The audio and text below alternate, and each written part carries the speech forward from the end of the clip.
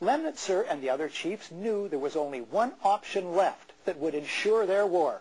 They would have to trick the American public and world opinion. Lemnitzer comes up with Operation Northwoods. We could blow up a U.S. ship in Guantanamo Bay and blame Cuba. Casualty lists in U.S. newspapers would cause a helpful wave of national indignation. We could develop a communist Cuban terror campaign in the Miami area, in other Florida cities, and even in Washington. An elaborate variation. Create an exact duplicate for a civil registered aircraft. The duplicate would be loaded with selected passengers, all boarded under carefully prepared aliases. The actual registered aircraft will have been converted to a drone, a remotely controlled unmanned aircraft. The destruction of that aircraft will be triggered by radio signal. The Cubans would be blamed. Finally, another variation is described by Bamford. On February 20th, 1962, John Glenn was to lift off from Cape Canaveral on his historic journey. Lemnitzer proposed that should the rocket explode and kill Glenn, the objective is to provide irrevocable proof that the fault lies with Cuba by manufacturing various pieces of evidence which would prove electronic interference on the part of the Cubans. Thus, Bamford notes, as NASA prepared to send the first American into space, the Joint Chiefs of Staff were preparing to use John Glenn's possible death as a pretext to launch a war. The Operation Northwoods plan shows the Pentagon was capable, according to Bamford, of launching a secret and bloody war of terrorism against their own country in order to trick the American public into supporting a war on Cuba. My stomach is queasy as I ask this. In the context of this today and what you have seen, are we far enough removed from that component of the novel 1984, the part where the government turns a kind of terror faucet on and off to scare the public into acquiescing to whatever it wants to do?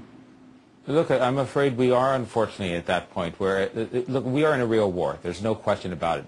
We have fundamentalists out there who would love to kill more innocent Americans in vast numbers. They'd love to pull off a weapon of mass destruction attack. But at the same time, the government is also very effective, the Bush administration, as using terror as a political weapon and making sure that it does turn on the fear spigot when it wants to and turn it off at other times. The fact that Republicans call their drug plan a benefit reminds me of another lesson from college. This one taken from George Orwell's book, 1984. The president has botched the Medicare program so badly that it doesn't resemble a benefit for most seniors. Calling it that is Orwellian doublespeak, naming something just the opposite in order to cover how unpleasant it really is. Republicans have been giving us doublespeak for years. They speak in platitudes about helping Americans when they're really helping their special interest friends. When they wanted to let energy companies release more pollution into the air, they called it the Clear Skies Initiative. When they wanted to let loggers cut down more trees and weaken environmental laws, they called it the Healthy Forests Initiative. Their Leave No Child Behind Act is leaving children behind every day. And my favorite Republican doublespeak is when they wanted to give tax breaks to their special interest friends.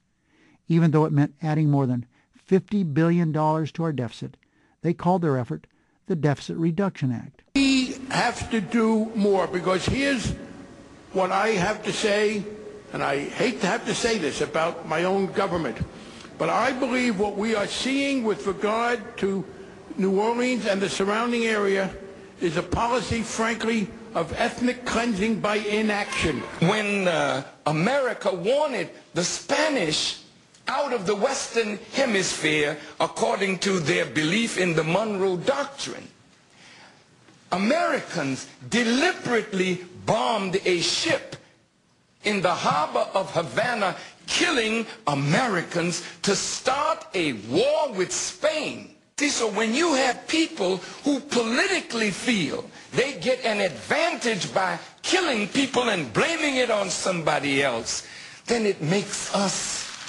wonder what really happened to the Twin Towers.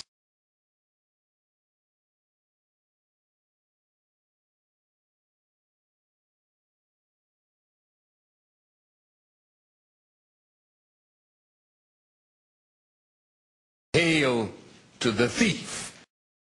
Let us never tolerate outrageous conspiracy theories concerning the attacks of September the 11th.